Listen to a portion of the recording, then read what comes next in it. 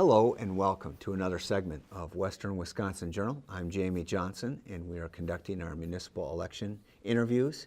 Hudson has a contested race for mayor and for several districts in the city council, and including District 3. And so one of the candidates vying for what's a seat being vacated by Tom McCormick in District 3, and today the candidate we're interviewing here is Paul Deziel. Do I have that right? You do. And your slogan was the real deal Deziel, is that right? Absolutely. All right. Well, Paul, we have kind of a format where to keep it fair among the various candidates. There's not necessarily a time limit, but we do have certain questions we wanted to hit with each candidate and give the audience an impression of how you might differ, or maybe you're the same on a particular question. We start with the easy stuff. Talk about yourself. Give us your qualifications and your background. Absolutely. So first of all, thanks for the interview, Jamie. It's good to be here. I've been in Hudson for 15 years, and I'm married to my wife, Tiffany, for 13 years. We have 4 children, so we're a pretty busy household. Oldest is 11, a 9-year-old, a 7-year-old, and a 4-year-old. So needless to say, I understand the needs of working families and busy families. I've also been teaching at Hill Murray High School for the last 21 years, teaching juniors and seniors. And I also work at Guardian Angels Church, where I do youth and young adult ministry.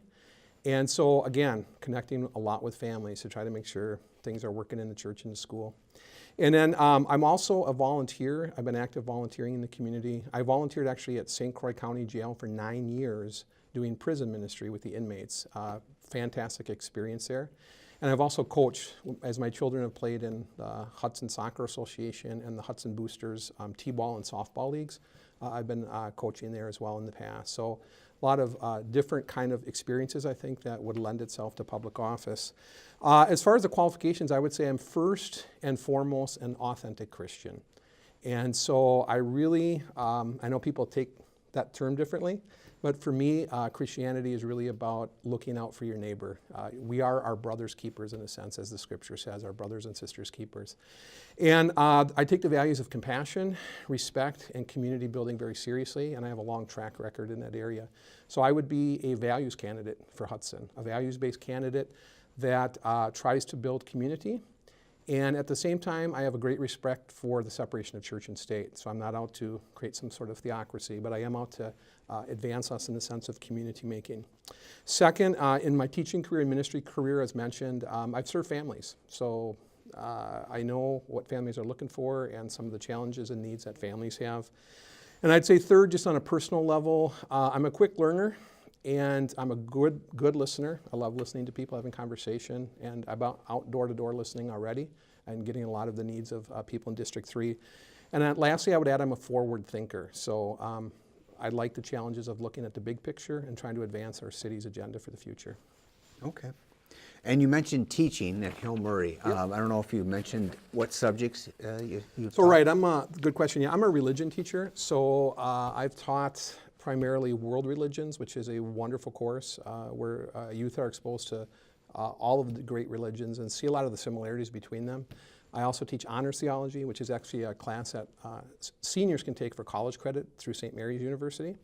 I've taught 10th grade, which is kind of like the life of Jesus and his basic teaching. So over the 21 years, I've done some service programs, coordinated service programs there as well. Just a lot of different roles I've played there as well. Awesome. All right. Well, thank you for filling us in on that. Now, why do you want to serve on the city council? Well, first of all and foremost, I love Hudson, and I chose to live in Hudson. I know a lot of people were lucky enough to grow up here, and I've met a lot of those folks, but I've chosen to live in Hudson the last 15 years, and I love it because it's a community that's safe. It's a community where somebody can raise a family. There's a lot of opportunities. There's beauty with the river. And so I'm really interested primarily in making sure Hudson is a good place to raise families in the future. Secondly, kind of more maybe tangentially, but I got really interested with the St. Croix EMS issue, the emergency medical services issue, as it played out last year. And what spurred me to run was the present alderperson in District 3, who you mentioned, voted to essentially sell EMS to health partners. And I just philosophically disagree with that position. I really believe that government has a role in public safety. And I started the campaign with really the intention of making sure we have EMS for families and everyone else so that we can keep that as a local asset in our community. Okay. So, family-oriented person wanting to raise families in this town, but you kind of segued into what are the most important issues there. So you mentioned the EMS as a driving force and why you decided to run. But what issues do you think need to be addressed by the Hudson City Council over the next 2-year term? Yeah, so that's an excellent question. And, I've been attending council meetings and meeting with city officials and whatnot to get up to speed in some of these areas. What I would say is this: to ensure not only families are safe, but everyone is safe, I would propose or work toward merging Hudson EMS with Hudson Fire. I really think that if we were able to do that, it would save taxpayer money, and it would also give us the public safety we need. So for example, the current fire department is pretty much obsolete. They don't have space, they don't have training facilities, they don't have decontamination rooms after the fires. The present EMS is also out of space. And so one of the things I've been thinking more and more about is that combination. And the city's really talking about building 2 stations right now. And I'm thinking, let's build one. Let's merge those units and build one. Again, I think it could give us the modern sort of equipment we need for firefighters and EMS to make sure we're safe. And also, I think it would save taxpayer money. Also think important issues are infrastructure. So I talked to Mike Johnson, who's the city planner, and Mike Johnson used the word crisis when he talked about the sewer system in Hudson. That's a pretty strong word. So part of it is Hudson's a beautiful city above ground, but sometimes when we look below ground, we have a really aging infrastructure. So I think those sewers and replacing some of those old lines is a real priority, as well as some of the roads and some of the other just infrastructure issues that we need to make sure that people have in order to just live well in Hudson, again, raise families well in Hudson. I think another big issue is supporting the school board and supporting public education. And we have a good school system in Hudson. And when I met with Dr. Ouellette, who is the superintendent, he said the biggest need was to create what he called more affordable housing. He's not talking about low-income housing. He's talking about housing between the prices of $200,000 to $250,000. And the reason he would like that is that young teachers cannot afford to live in Hudson. And if we want a quality staff and quality future, we have to maintain those teachers, which means we need to figure out housing for them. On the flip side, the referendum that did pass has done wonderful things with the expansion of the stadium at the high school, the expansion of the high school, the pieces added on to the middle school. We are going in the right direction, but I want to make sure that the city is a partner with the school board in that. And then I think also creating a positive business climate is really, really important. It's really critical for good jobs, for working families as well. It's critical for bringing in business to our community. One of the big issues, obviously, that the council's been working with is the St. Croix Meadows dog track, trying to take that old property, right, and redevelop it into the baseball stadium, a kind of multifunction area with businesses, condos. And I think that's a great idea, and the city's done a really good job of setting up what are called TIF zones, the tax incremental financing zones, to sort of stimulate that area. Right now that's sort of in the developer's hands, but I think that's a great thing to do, as well as trying to continue to make sure downtown is thriving well and those businesses are doing well, make sure that we're working with the Chamber of Commerce to make sure that our businesses are supported. And also I think encouraging people to stay in Hudson. It's easy to find conveniences in the Twin Cities, but we've got some pretty decent things here in Hudson too. All right. So we've touched on what you feel are some of the bigger issues, and some of them we're going to be touching on again because of the questions, but do you see any areas where the city could reduce spending without reducing services? I do, and the biggest one, as I've already mentioned, is we are in a unique position right now because we are talking about building a new fire station on Ward Avenue. And the Five Bugles architecture company that got back to the council last Monday, the estimate is between 7.7 and 9 million. It's a great facility on paper. It's supposed to be for the next 50 years. It has the equipment and modern conveniences to upgrade our fire department. But at that same meeting, the city council is also talking about putting out a bid for architects to look at building a new EMS station.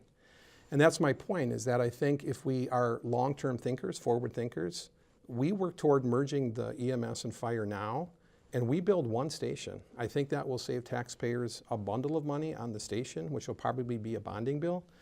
but it will also save in the long run. And the idea is to hire a skeletal crew, so to speak, a small crew that would be there 24/7, move toward a more permanent full-time EMS firefighter positions, but a small crew. And then in the event of emergencies or fires, we would also have backup people that would be able to come in. So you'd have your on-call people, your part-time people, whatever that is, your volunteers in the case of fire perhaps, who would come in. So I think that that is a unique opportunity we are in right now, and I just think the council needs to move in that direction. As far as the city budget, when I met with Devin Willey, who's our city administrator, my understanding of the budget's around $8.5 million, right in that range. Of that budget, 70% goes to basically personnel salaries. When I asked him this question, he's like, there's not a lot of room for savings. So it's a very difficult question that wise. We have a very tight budget. One of the things people don't realize is there's less city staff in Hudson than in River Falls, Wisconsin, one of our neighbors. And Hudson's bigger than River Falls. And so those folks downtown, in the city hall, are doing a fantastic job, but they're stretched already. So there's really very little savings. River Falls also gets a lot more state aid than Hudson does, so yeah. True that, yeah, very true. What I'd also say is a small but symbolic gesture that I would like to propose is moving toward eliminating stipends for council members. Now, granted, it's small. It's roughly $20,000, $21,000 a year. But over 5 years, you'd save $100,000 for taxpayers. And I think it would send the message that we're in this together. We're in this together as council people, as taxpayers. We're doing what we can. I also think it would reinforce the idea of public servant. I want to be a public servant not for any kind of financial contribution or something I would get. I want to be a public servant because I can serve the people in the district. So again, small, symbolic, but I think an important step that we could look at. The other flip side of your question is, I think, where could revenue be raised, right? So we want to think about what revenue sources. So I think looking at different fees, like building permit fees, looking at parking fees, those types of things.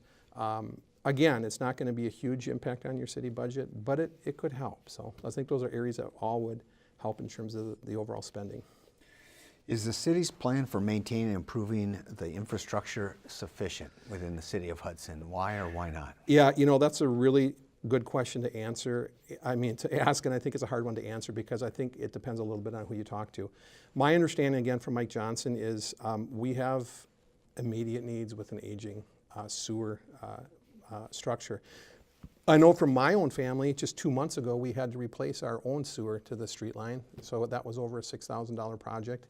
And right before Christmas, which was tough on our family, but I've heard that story from people door to door as well, that's a continuing problem. So I think the sewer problem is difficult. I think it's being worked on. Certainly we saw Vine Street that was redone last year, and the city has some plans to do more, and I think that's good.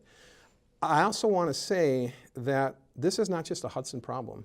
This is a problem all across America, which is why Congress is now talking about this massive infrastructure bill. So we may be able to benefit down the road from federal or state money, but I think we need to be more aggressive about the infrastructure, not only the sewers, but the roads as well, because I think that's a concern that people have in this town. Okay. One more thing I forgot, sorry. Yeah. The Carmichael corridor. So you probably saw the study on the Carmichael corridor that the city did. This is the area of Carmichael that overpasses on 94. Mm-hmm. And it's a busy area, as anyone who drives through there right on the weekend knows, or during rush hour knows. The city did a study and kind of found about syncing some of the traffic lights is helpful, possibly creating lanes. The problem is that's kind of a bottleneck. And the other problem is that we don't own Highway 94, Interstate 94, I should say. So we're kind of on hold right now with the state to see what they're going to do about on and off ramps. But there's some more pieces that I think over time could be improved in that area as well. Okay. So we're talking about now move to annexation. Do you think the city of Hudson should continue to annex land? I do. I think annexing is, it can be helpful. I don't think it's some kind of ultimate miracle answer, however. One thing you have to keep in mind is when you annex land, the request has to come from the landowner. So the city can't just say, we're taking your land. So it has to be offered by the owner, sought by the owner. There are a couple pieces of land, again, sort of near the Carmichael area I was talking about before, as well as near Rivercrest School. I think that could pose potential annexations in the future. My question would be with those annexations is, what do we want to do with the zoning? Are we talking about residential? Are we talking about business? That would make a difference in terms of Do you have a impact for the preference? city. I don't. I think at this point I would want to look at sort of the overall plan a little bit more and get to know that before I'd make a decision on that.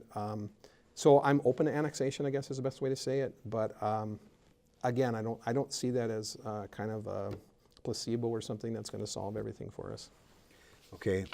What sort of redevelopment should take place in Lakefront Park? Yeah, well, first thing I want to say about Lakefront Park is it's the jewel of our city. It's beautiful. It's one of the things that attracted me. I love walking out and seeing the sailboats with my kids in the summertime. The first thing I would work toward is construction of some kind of a public dock. I don't know if that would be right off of sort of the pier or in that area. The two big reasons I would do that is, one, I would want to attract more business to come in from the boats. So you have a lot of boats there in the summer, and we've got some great restaurants and some great places to visit downtown. If they have a place to dock, that's a safe way to secure their boat. Why not build a dock there? The second thing it could do is could help with people who store their sailboats. And so right now they have a tough time kind of walking down that rocky slope off the pier to get to their sailboat. I think the dock would just make it a safer sort of thing for families or, again, for people who are doing that. I know Red Wing, Minnesota has constructed such a dock, and it's been great for their sort of business community, so I think that's just a plus all the way around. The other thing I'd like to see on Lakefront is on the end of the pier, kind of toward the beach area, some kind of a permanent but small structure that the city would own. So the idea I would have is having having a vending stand, cold drinks, ice cream, that type of thing that people who are swimming or walking would enjoy. I would love to see better bathroom facilities there. Running water would be wonderful, but I don't know if we can do it with the DNR regulations, so that's something we would have to look into. Mm-hmm. But I think families and just people could benefit from that. Also, as part of that building, I would suggest a small police office, that an officer could be stationed there during busy times in the summer just for public safety, for emergencies, for first aid, those types of things. I think you could kind of create a small structure, permanent structure there that would be really beneficial for the community. And then the last thing on Lakefront, although it's not really city, but I want to talk a little bit about downtown. I think there's some opportunities to work with the Chamber of Commerce to create part of downtown so it's more friendly toward the riverside. And what I mean by that is, think of the Phipps Center, think of Pier 500, think of Doughboys Pizza, think of some businesses that are more visually inviting from the riverside, where if people who are boating see those, they may be more prone to come in, especially if we have the dock, right? So it might be just another sort of revenue source for us in the future and just make us a more inviting community. Okay. Well, while you're talking about the downtown area, what do you think could be done about parking issues there? That is a really tough question. So far what has been done I think has been helpful. You know, the creation of 58 more parking spaces, the striping of some of the streets, I think all that's good. I know that the city is talking about maybe moving toward pay stations as opposed to meters. I know I don't carry a lot of change on me. I don't know if most people do, but there's an idea to create some pay stations that would be credit card or phone accessed, so it would be easier for people to park, which I think is helpful. But ultimately, we probably don't have enough parking downtown, right? Especially on a Friday night, Saturday night when people want to be out.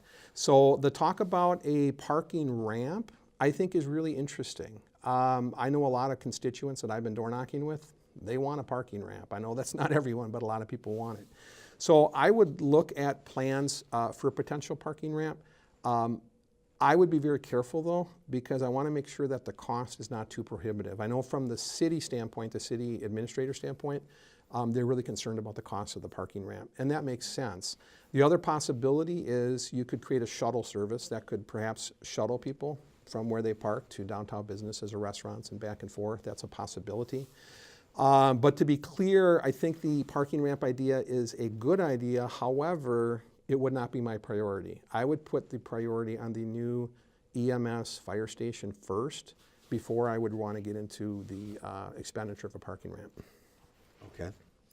Well, and you just mentioned EMS, so, and I think that you've touched on this before too about what solutions, but what could be done to solve the EMS problems or issues? Yeah, so first let me just say this. Philosophically, I think that government has to provide for public safety. So I was very opposed to Alderman McCormick's vote to sell EMS to health partners. I don't think that's a good way to go in the future. As far as the problem, I think we have to sort of understand what the problem is.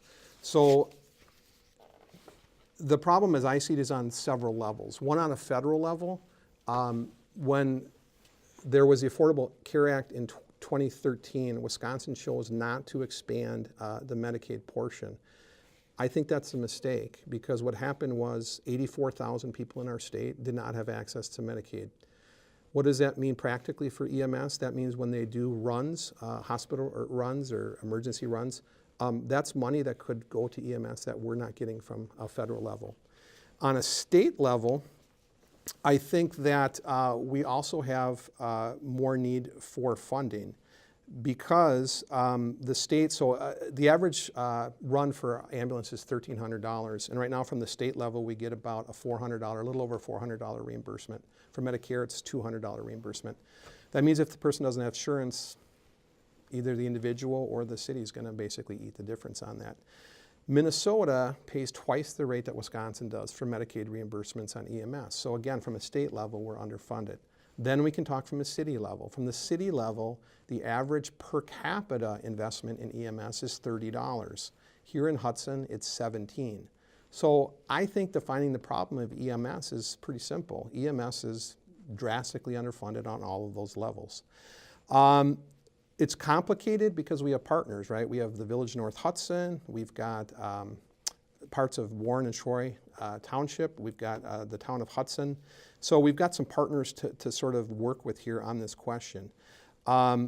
But again, I think that the key is the funding for EMS, and I also think the key is to link it to fire, because I think that's the way that you can move forward on that.